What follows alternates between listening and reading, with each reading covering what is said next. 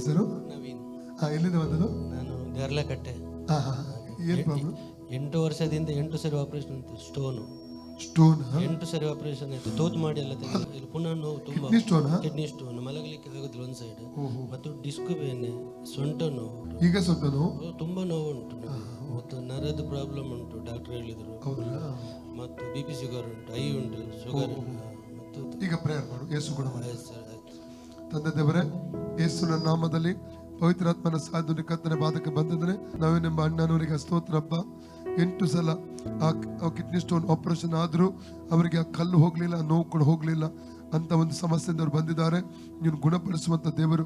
ಅದರಲ್ಲಿ ಶುಗರ್ ಕರ್ತನೆ, ಆ BP ಅವ್ರ ಶರೀರ ಬಿಟ್ಟು ಹೋಗಲಿ. ಅದನ್ನು ಯೇಸು ನಾಮದಲ್ಲಿ ಬ್ಲಡ್ನಿಂದ ಡಿಸ್ಕನೆಕ್ಟ್ ಮಾಡ್ತಾ ಇದ್ದೇನೆ. ಆ ಶುಗರ್ ಡಿಸ್ಕನೆಕ್ಟ್ ಮಾಡ್ತಾ ಇದ್ದೇನೆ. ಫ್ರೀಡಮ್ ರಿಲೀಸ್ ಮಾಡ್ತಾ ಇದ್ದೇನೆ. ಬ್ಲಡ್ ಮೇಲೆ ಸೌಖ್ಯ ಪ್ರಕಟ ಆಗಲಿ.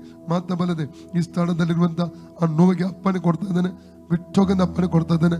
ಇನ್ the name of Jesus, spirit of kidney stone come out right now in the name of Jesus. ಆ ಕಲ್ಲು ಇರುವ ಸ್ಥಳದಲ್ಲಿ ಕರ್ರಗೆ ಅದು ಹೊರಗೆ ಹೋಗಲಿ, ಕರ್ರಗೆ ಅದು ಹೋಗಲಿ.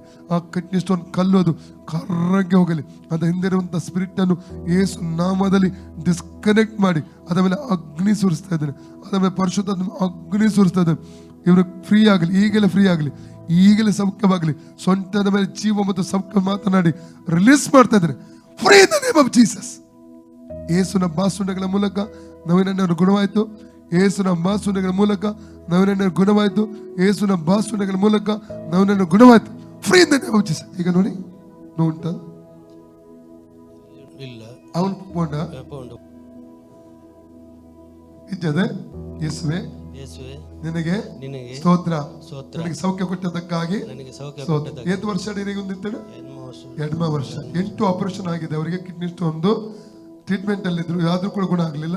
ಯೇಸು ಅವರಿಗೆ ಸೌಖ್ಯ ಕೊಟ್ಟ.